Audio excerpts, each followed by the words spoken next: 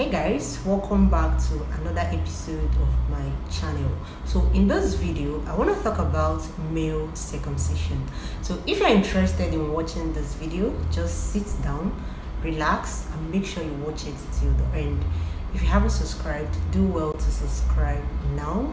Turn your notification bell on to get notifications anytime I post new videos. So guys, what is male circumcision? Male circumcision is actually the removal of the foreskin at the tip of the penis, which is what we call the glans penis. So this is usually carried out 8 days after delivery.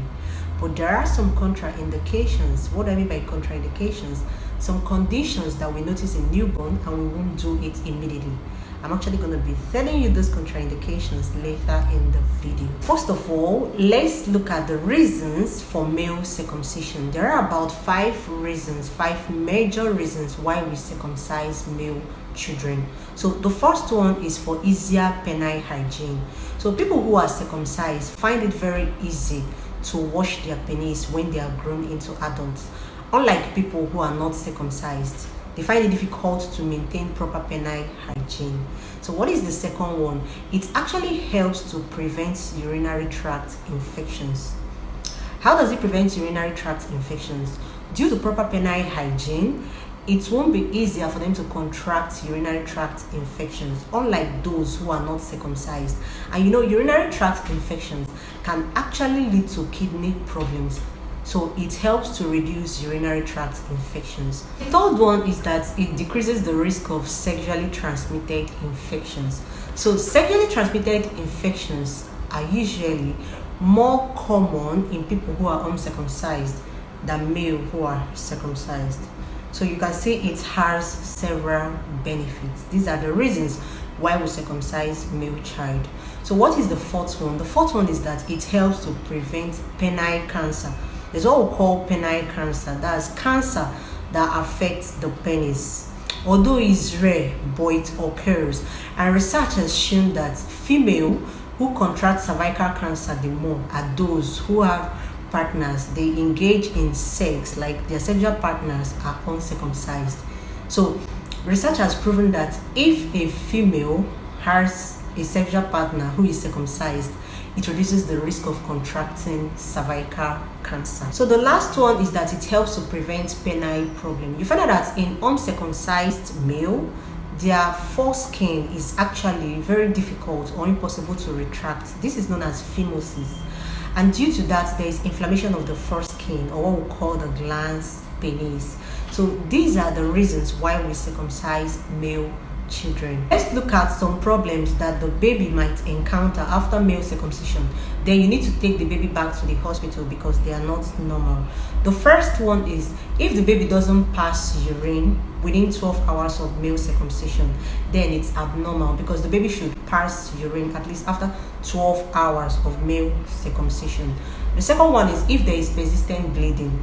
The bleeding should be minimal and not consistent.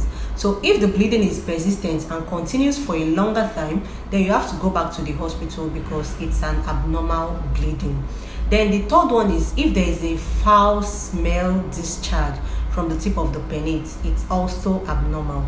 Then the fourth one is if the plastic ring remains in place after 2 weeks of circumcision, and the plastic ring remains in place and doesn't fall off, then you need to go back to the hospital. I told you guys that we'll still talk about the contraindications. That's some contraindications, some conditions that we notice and we won't perform the male circumcision immediately on the male child. The first one is premature babies. In premature, we do not perform male circumcision immediately. The second one is babies that have blood clotting disorder. We have some blood clotting disorder. It can be genetic, so we do not perform male circumcision immediately they are born. We also have babies that have jaundice. And then the fourth one is penile anomalies. We have some penile anomalies. I will talk about 3 of them that we notice and we won't perform male circumcision immediately. The first one is hypospadias. We have the chordae, we have the epispadias. So let me just break them down. Like, let me tell you the meaning one after the other. So the first one I mentioned was hypospadias. What is hypospadias? Hypospadias is when the penile opening is located on the side instead of the tip of the penis. So the opening is found on the side instead of the tip of the penis. The second one is chordae. What is chordae? Chordae is just like a congenital penile curvature. The penis is curved instead of being straight. Then the third one is epispadias.